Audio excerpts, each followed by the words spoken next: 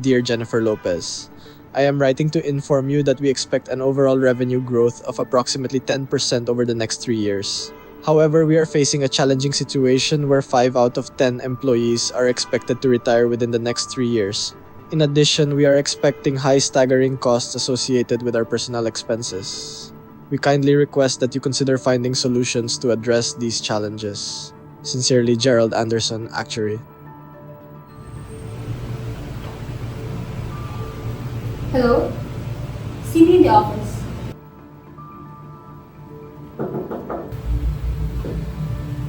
Yes, ma'am. Kindly send an email to our HR personnel with regards to this information. Okay, ma'am, right away. Okay, sir. I'll take note of that. Thank you. Wait, an email from the secretary? That seems odd. Meeting at 6 p.m. sharp. Reasons? Revenue growth, expected employee retirements, hybrid work, transition to virtual setups, cutting benefits, and contractual employment. That's a lot of issues. Probably kailangan ko na simulan mag-gather ng data. Teka lang, baka kailangan ko din ata ng input from the team leader at legal advisor para sa aking research.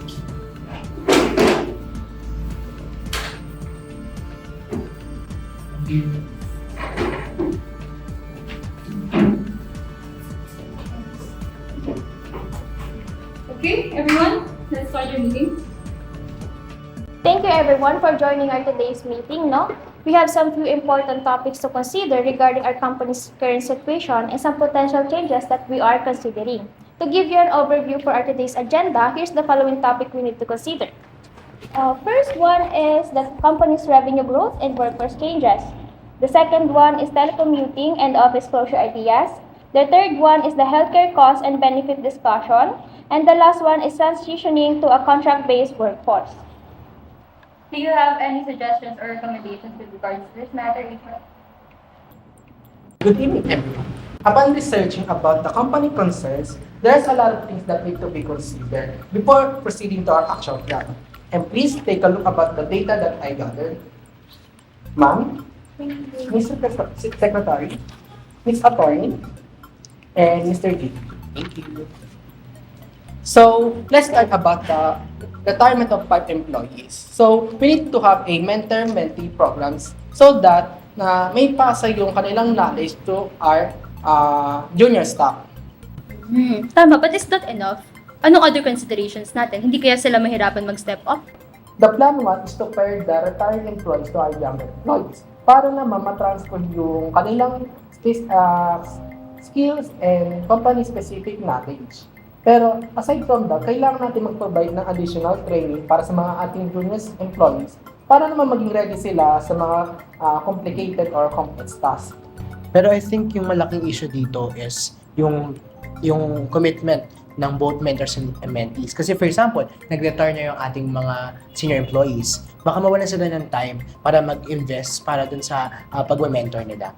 That's a valid point, Mr. JB. Kailangan natin i-allocate ang time sa pag-mentor para naman hindi maka-apekto sa daily task sa mga ating retiring employees. Pero ang main benefit ng ating plano, di ba, is to prevent the knowledge loss. So that way, magiging ready na ang ating mga junior employees para maging ready na sila sa mga bigger roles. Oh, okay. So we'll work on that. So let's now move on to our next issue, which is yung shift natin sa work from home setup. So di ba we plan to talaga with our employees for 1 to 2 days a week? But alam ko na marami pa rin talaga magiging challenges with regards to that. Can you give me an update on this? Sa collaboration tools, may issue tayo sa mga tools na ating mga ginagamit. Halimbawa, marami sa mga employees natin na ay less tech savvy. And speaking of productivity, hindi siya consistent. Marami sa mga empleyado natin na comfortable sa bahay nila.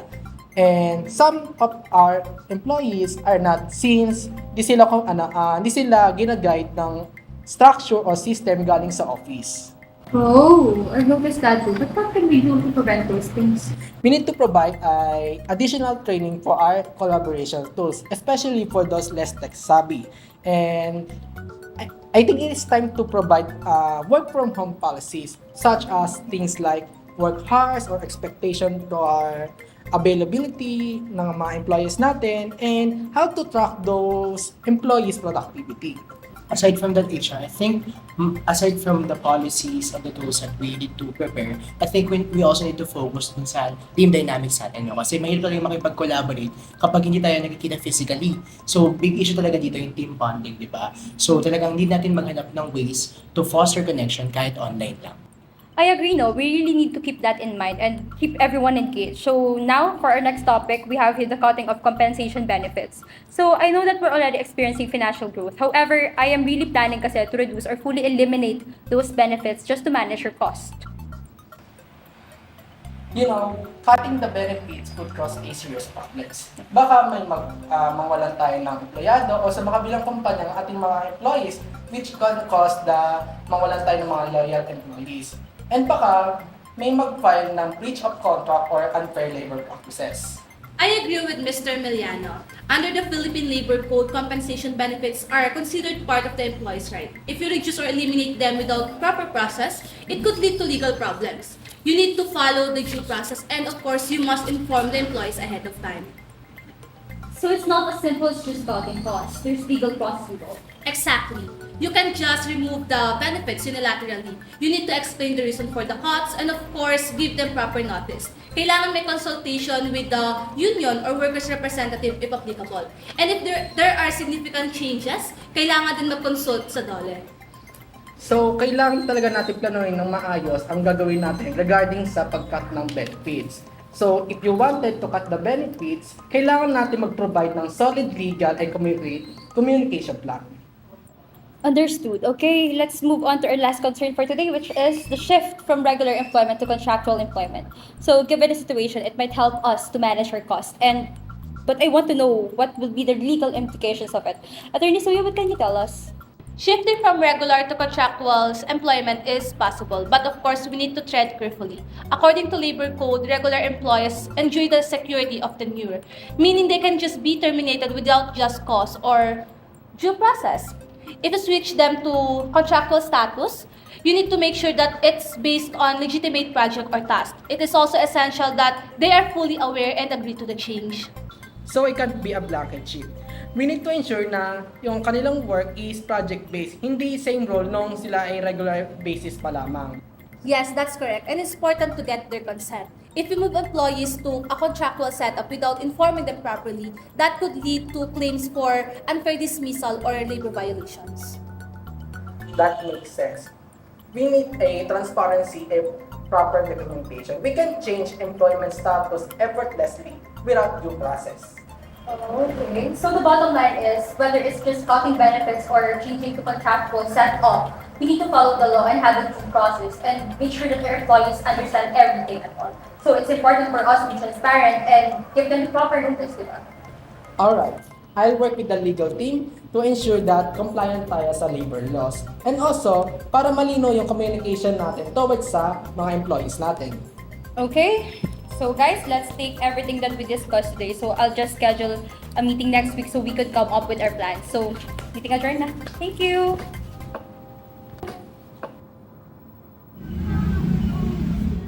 So, good afternoon, everyone. So, thank you for your time and attending today. We already discussed our situation a week ago. So, our agenda for today is to generate a clear plan or our initial plan for the transition. So, Pio, please proceed na. Thank you. So, okay, I suggest na we start by assessing the situation first. So, based on the online article that I see in the internet, na mas maganda na mag-conduct tayo ng survey para makakuha ng feedback ng mga employees tungkol sa mga possible changes. This would help us to understand the employees' feelings and concerns, di ba? And it's important din na malaman din natin yung feedback nila dahil apektado sila sa overall plan natin. Okay, I'll receive it. So, our first step would be to gather the feedback. So, can you prepare the survey na ba? Yes, I will prepare the survey with a fixed multiple choice and open-ended different questions. And I'll make sure na anonymous din yung survey natin para naman mas open sa mga employees din natin na makapag-feedback na maayos, di ba? Okay, so I'll set a timeline with that for 1 to 2 weeks para mag-submit sila ng responses. Next, kindly assess him na lang. So, guys, let's now proceed on our next step, which is Our step 2 are aligning objectives, mission, and vision. So for this step, kailangan talaga natin ma-align yung mga changes natin to our business goals, di ba? Kasi yung move natin to remote setup, dapat magiging part na siya ng long-term vision natin as a company. So, dapat natin i-emphasize kung paano makakatulong itong plano nito sa work-life balance ng mga employees natin. And how does this plan can reduce the overall overhead cost ng company natin. If we can tie the company objective or mission, mas magiging madali sa mga employees natin ma-accept itong mga changes nito. So, tama naman. So, do we now proceed on our step 3 na ba? Yes. Okay. So guys, let's now proceed on our step 3, which is our change management plan. So for this plan kasi, di ba, we're going to change from a hybrid setup na. And I think we should have a 1-month trial period with this. During this time, we are going to track the productivity, communication, as well as kung may mga challenges na lilitaw sa atin, kailangan natin siya maagapan agad-agad. After that, we can gather the feedback of our employees and i-adjust natin siya kung kailangan. I agree. So, kailangan talaga natin ng tamang tools or proper tools para sa mga employees natin para sa remote call kagaya ng mga internet or equipment and other things, di ba? And so, we should consider this as additional factor for the incoming clients. From a legal standpoint, we should draft an updated agreement for the hybrid work setup and ensure that all work arrangements are compliant with the law. Any changes in the work setup should be documented. So guys, let's now proceed on our step 4, which is succession planning and employee training. So di ba, 5 of our employees are retiring soon. And right now, kailangan na natin ma-implement ang ating magiging succession plan with that. So i-identify na natin kung sino ba yung magiging potential successors natin. And dapat ngayon pala makapag-provide na tayo ng training sa kanila for their bigger roles. Exactly. That's why we need to offer a development program for our current employees. And we need to be ready when the retirement happens. As we discussed last time, we mentioned about the project related in this matter. Mr. Secretary, can you remind me about this project again? The mentor-mentee program, sir? Yes, the mentor-mentoring project na kailangan natin ma-implement within 2 years before na mag-retire ang ating mga employees. So let's now proceed on our last step, which is our legal compliance for benefits and employment changes. So, attorney, what are your thoughts on benefit cuts and employment status changes? When it comes to this, we need to follow all legal requirements, the proper notice periods, the compensation packages, and the updated contracts. We also must ensure that all employees are fully aware of these changes. Tama. Dahil itong plano na ito is apektado nito ang mga empleyado natin. So, kailangan natin i-handle ito thoughtfully, like we can provide moral support or transitional support, lalo na sa mga empleyado natin na lilipat from regular to contractual basis. At teka lang ha.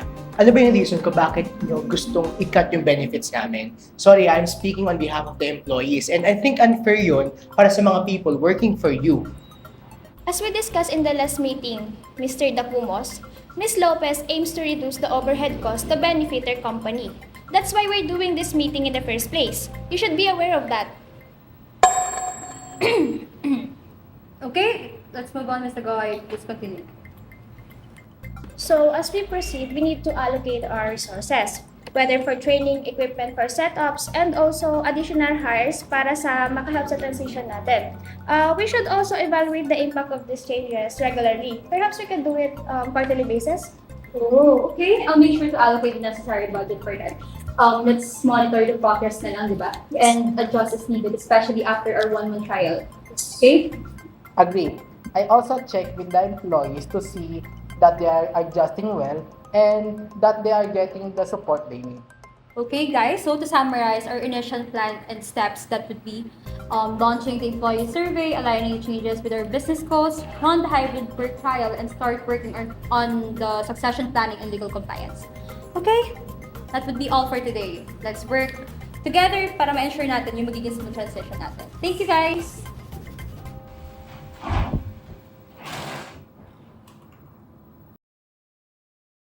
As our company grows, so do the challenges we face.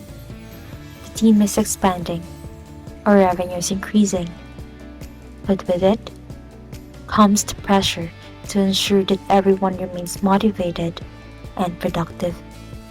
Changes can be challenging at first, but with hard work, collaboration, team engagement, and a shared enthusiasm to achieve our goals, everything can be accomplished in the most effective way possible. 지금부터 시작해봐 앞을 달려 Running running 세상에 소리쳐 막다른 길이 나타나도 난 괜찮아 지금부터 시작해봐 앞을 달려 Running running Oh my God! Paano mo na naman pinigkain? Bakit? Anong meron? Gets ko na. I just want to talk to you about something important.